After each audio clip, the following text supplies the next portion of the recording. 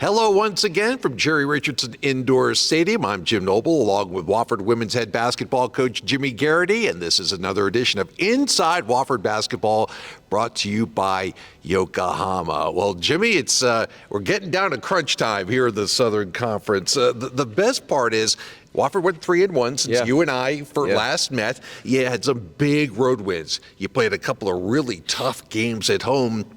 And still, you sit at 6-1 in the conference right now. I wonder if you would have signed up for a 6-1 start through the first 7 games at the beginning of the season. Yeah, we feel good about where we're at. To be 6-1 directly halfway through the conference season. A lot of those games were at home, but you're right, we had 2 big road wins. And now this back half is going to be really difficult because we have 5 games on the road, only 2 at home remaining for the rest of the year. But we've been playing well. We didn't shoot the ball that well at our loss against East Tennessee State here last Saturday. But overall, got to be really pleased with where we're at. All right, coming up, we will look back at the last 4 games, look ahead to, a little bit of a break in the schedule. Not really, because the Terriers are getting ready to go on the road for 3 straight, including a big rivalry game at Furman Saturday. And we'll talk analytics. What does it mean? How much does this man depend on them? It's all ahead here on Inside Wofford Basketball. It doesn't matter if you're 8 years old or 80 years old, your body is your strongest tool. Spartanburg Regional Sports Medicine Institute is here to push you to the next level. With 2 convenient locations, our doctors can diagnose, treat, and heal at our North Grove Medical Park and Star Center offices to get you back in the gym, in the game, and to the next level. We never quit because you never quit. For more information, call 560-BONE. Welcome back. Only one time before had Wofford swept both games on the Macon-Birmingham road swing down south. Those 2 teams, Mercer and Sanford, Jimmy, have historically been really, really tough. Yeah. And you guys go down there and win them both. How much did that give this team a lift a couple of weeks ago? Well, it was really big. That road swing is difficult. It's the furthest away against 2 tough opponents, tough places to play. Macon and Mercer are a really good team. Both teams kind of struggled a little bit offensively. They're very good defensively. They're long, they're athletic, they're strong. And we just hung in there and hung in there and hung in there. Next thing you know, we made 2 or 3 baskets in a row. And then we started feeling good about ourselves offensively, and we kind of kept that 6-8 point lead there for the rest of the stretch. And, against Sanford, good team. They can shoot it well. They throw a lot at you defensively, mix of zone and press and man and switching.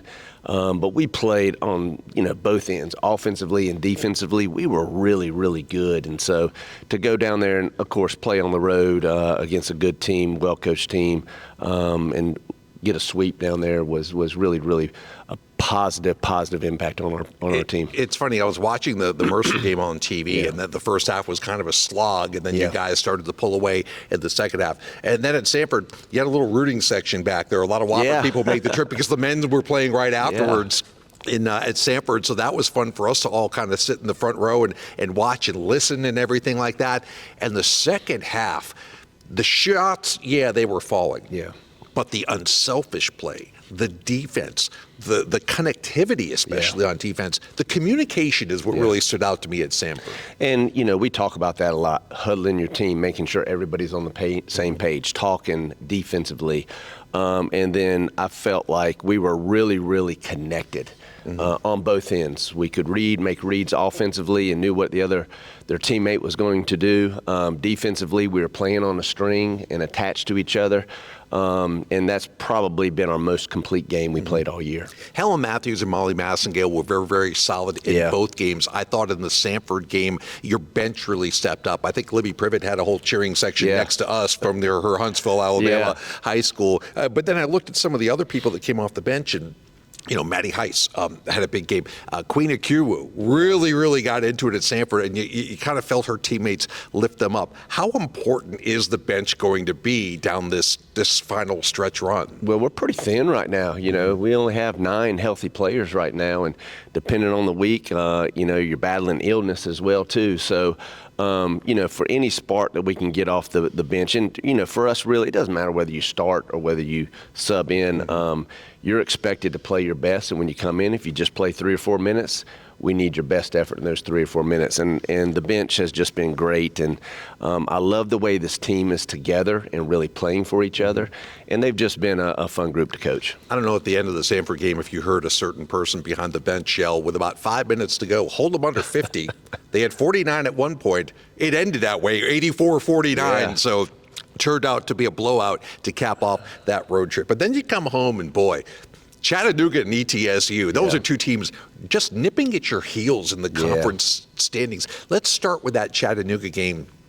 Thought it was a great basketball game. It wasn't aesthetically pretty. That's because both teams were laying some defense down. Shots weren't falling. It was gritty. It was tough. What do those type of games do to prepare you for maybe conference time when you're playing 3 games in 4 days, hopefully? Well, they're tough and they're very physical, defensive minded too. Points were hard to come by. But I was really, really happy with the way we rebounded the ball. We've done that well all season long, and we're gonna, if we want to continue the success that we've had, we got to continue to play tough, gritty defense, rebound the basketball, and take care of it.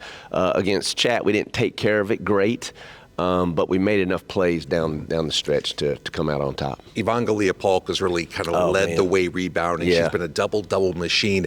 How has her game evolved in the year and a half since she first set foot on campus? Well, her basketball IQ has continued to grow. She's improved her game. She's improved her jump shot. She's strong. She's athletic. She can play by a little bit of different defensive rules because she's going to gamble some. And we're going to have to live with those gambles. But, every game I feel like we can count on a steal and a layup from her at a big, big moment, too.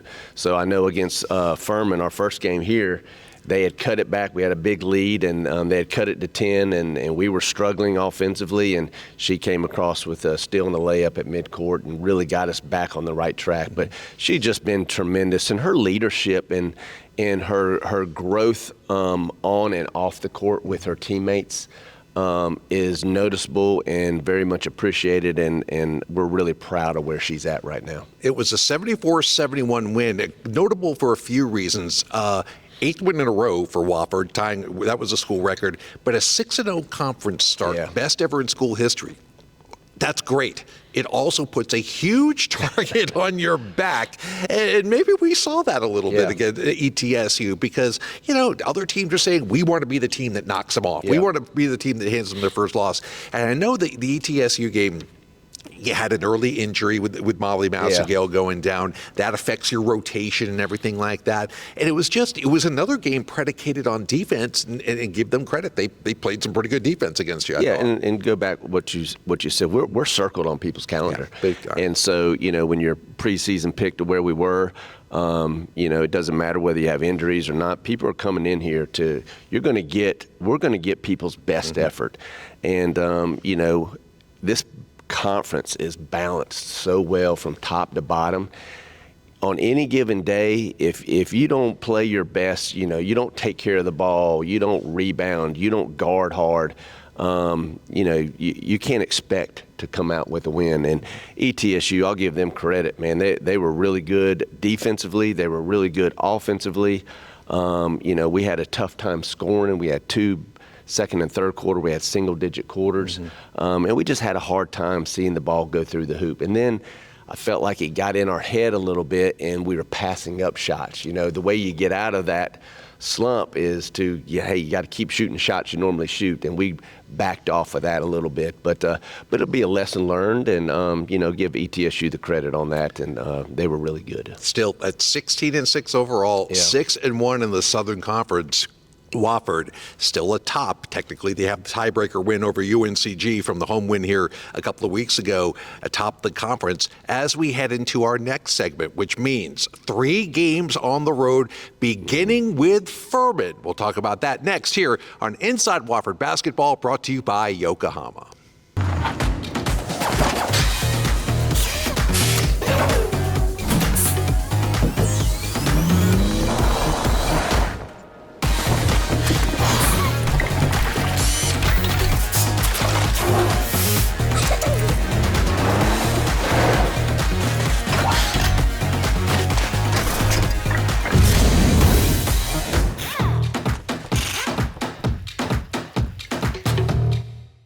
know Ingalls only sells USDA choice and prime cuts of meat? Maybe it's time to reward yourself. Our butchers cut all our meat fresh in the store every day. Grass-fed, organic, you name it. Not only that, we'll even cut it to order just the way you like it.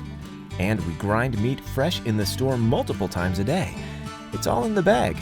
That's the best meat in town for the best folks in town. Ingalls. Low prices. Love the savings. And welcome back to Inside Wofford Basketball with head coach Jimmy Garrity. I'm Jim Noble. All right, you go to the big arena on Saturday. Yeah. Bon Secours Wellness Arena, Greenville, the Furman Paladins. You handled them pretty well at home. A 17-point win way back in the conference opener. How is Furman different, if at all, and how much of a challenge will that be? Well, throw out all the records. Doesn't matter. It's Furman Wofford, and you're going to expect a battle on both ends from both teams. I think both teams are going to play their best. Furman's very physical. They're an old team. They have a couple graduate students, 2-3 seniors on the team. They're well coached. They play really, really hard. Typically, teams play better at home, so we got to go on the road. We haven't won over there much. And so no doubt it's going to take our best effort. We got to play really solid defense. We're going to have to take care of the ball. Here we shot the ball really well. We shot the threes. I don't know if we're going to make 14. I expect to make 14 on Saturday, but we need some of those to fall in. And then of course we got to rebound the ball, and we really need to get out and run in transition. That's when we're at our best. And then the next two after that, at Western Carolina, at UNCG, which, depending on what happens in the couple of games before that, could be a battle for first place. And that's another team. You laid an incredible defensive effort on them, held them well below 30% shooting in that first matchup. But they will be ready. And Fleming Gym is a very tough place to play. It's a tough place to play. Trina does a fantastic job, and her staff. When we played UNCG here, I thought defensively, man, we were really good. We were physical. We were, together on a string. We talked. We rebounded the ball very well. And they're a big team. They're athletic. They're strong. They get up and down. They can beat you from inside and out. They got really good players, and they're an older veteran group too as well. So to go on the road to get a win there, it's going to take our best effort. All right, maybe with those three games coming up, the tough ones, maybe analytics will play a part in Jimmy and the rest of his staff's prep. Maybe, maybe not. Analytics is a catch-all term that we're all been trying to wrap our head around the last few years. You guys have a lot of tools now. There are programs like Synergy. There's so much tape breakdown. We have tracking devices on players to tell how fast they're running on the court, how much practice load they're carrying. It's almost an avalanche of information. How much do you use it? And can you get bogged down with so much info at your fingertips? Well, I don't get bogged down because I'm not that smart. So it's all them numbers, they get me, they get my head spinning. So I kind of stay away from that. But our staff, part of that is kidding. But our staff, we have Dr. Tim Bursack that's on campus here in economics. He loves the numbers, and he loves to run numbers, and he gives them to us. And we use it a fair amount. It's 50-50. At the end of the day, I'm a feel type coach, and I got to be able to feel it and not just what the numbers say. But it is, that's the direction. You can't avoid it. You're going to have to listen to it and evaluate it and see how it goes. But we do use it. But again, I'll probably go back to how I feel about things more than just relying so much on the numbers. That scares me a little bit. Have you ever seen a number? Has somebody ever approached you with a number that said, keep an eye on this, and we're here in this category, that's just blown you away? You're like, oh my goodness, we need to change that right away, or something like that? Yeah, the lineups can mean a big deal. Like when these 5 players are playing together, this is what typically happens. Okay. So we get into some of that, and that can be substitution patterns and things like that too. It was a kinder, gentler time when Jimmy and I didn't have to worry about this stuff, but it is fascinating from a numbers standpoint. Well, listen, we always appreciate your time. You have a good road trip. I expect you to come back with a couple of wins, if not 3 in your pocket, and we will do this all over again because we're going to be talking Asheville pretty soon. Yeah. And let's keep this great season going. Thank you. All right. We appreciate, of course, everybody behind the camera and helping us out with the show. Till next time, for Jimmy Garrity, I'm Jim Noble. Thanks for watching Inside Wofford Basketball.